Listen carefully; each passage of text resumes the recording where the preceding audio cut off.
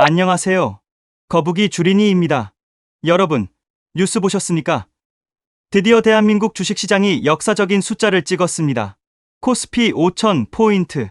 불과 몇 년 전까지만 해도 꿈의 숫자라고 불리던 그 고지를 밟았습니다.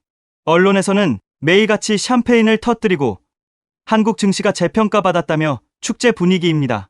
그런데 말입니다. 지금 이 영상을 보고 계신 여러분의 마음은 어떠신가요? 정말 축제인가요? 아니면 남의 집 잔치를 담장 너머로 쳐다보는 기분인가요?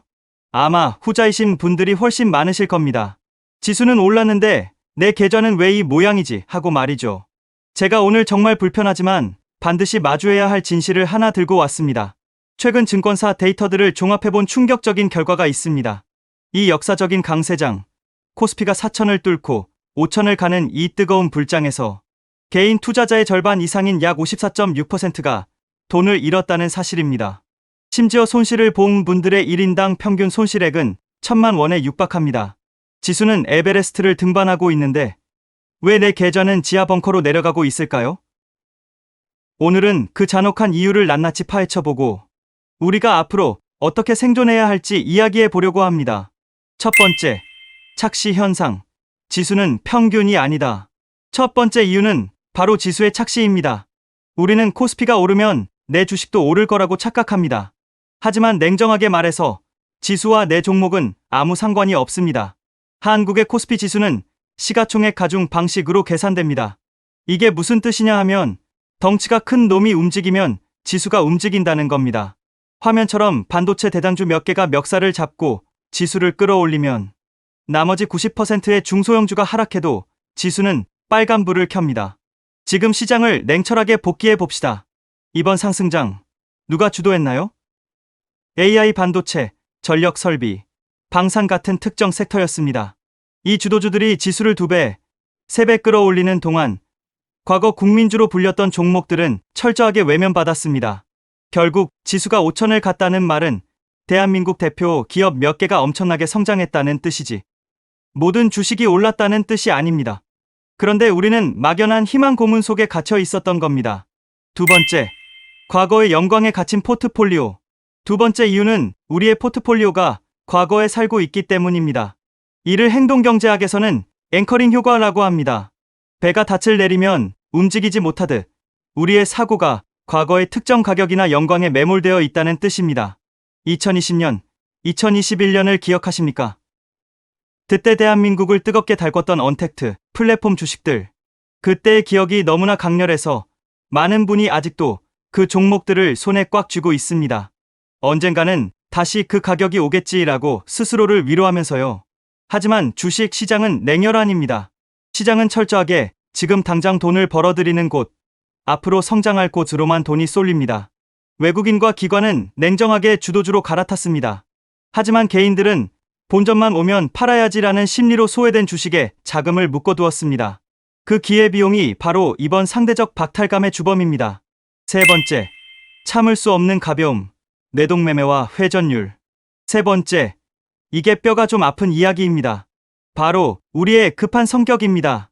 한국 주식시장의 회전율이 전 세계 최상위권이라는 사실 알고 계십니까? 많은 개인 투자자분이 투자를 하는 게 아니라 매매 게임을 합니다. 조금만 오르면 5% 수익에 홀라당 팔아버립니다. 반대로 주가가 떨어지면 존버는 승리한다를 외치며 비자발적 장기 투자에 들어갑니다. 이게 반복되면 계좌에는 자잘한 수익들은 이미 다 녹아 없어지고 덩치 큰 파란색 손실 종목들만 악성 재고처럼 쌓이게 됩니다. 상승장에서는 엉덩이 무거운 놈이 승리합니다. 그런데 우리는 스마트폰을 손에서 놓지 못하고 샀다 팔았다를 반복하며 증권사 좋은 일만 시켰습니다. 복리의 마법이 일어날 시간을 우리 스스로가 걷어차 버린 셈입니다. 네 번째, 뼈아픈 역주행, 인버스와 레버리지 중독. 코스피가 신고가를 향해 달려갈 때 개인 투자자 순매수 1위가 놀랍게도 지수 하락에 베팅하는 인버스, 그것도 2배짜리 곧버스였습니다. 왜 그랬을까요?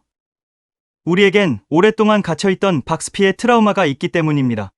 이 정도 올랐으면 떨어질 때 됐지 라는 과거의 경험이 우리의 눈을 가린 겁니다. 시장은 실적으로 천장을 뚫고 올라가는데 개인들은 시장과 싸웠습니다.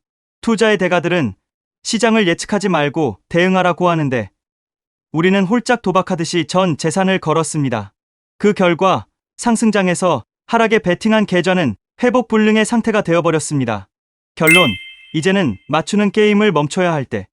자, 마음이 좀 쓰리시겠지만 진단을 정확히 해야 처방도 나오는 법입니다. 그렇다면 코스피 5000 시대를 넘어 앞으로 우리는 어떻게 해야 할까요? 첫째, 내가 시장을 이길 수 있다는 오만함을 버려야 합니다. 개별 종목으로 대박을 내겠다는 생각, 이제는 내려놓으십시오. 둘째, 어떤 종목이 오를지 고민할 시간에 시장 전체를 사는 투자로 전향하십시오. 제가 늘 강조하는 S&P 500이나 전 세계 주식 시장 전체에 투자하는 ETF들이 정답이 될 수 있습니다.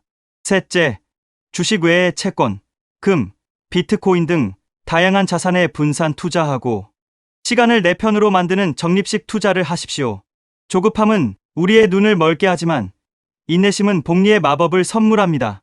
여러분, 중요한 건 지금 깨달았느냐입니다. 지금이라도 투기꾼의 마인드를 버리고 투자자의 마인드로 돌아선다면 기회는 반드시 다시 옵니다. 경제적 자유를 위해 천천히 하지만 단단하게 함께 걸어가시죠. 오늘 영상이 도움이 되셨다면 구독과 좋아요 부탁드립니다. 지금까지 거북이 주린이었습니다.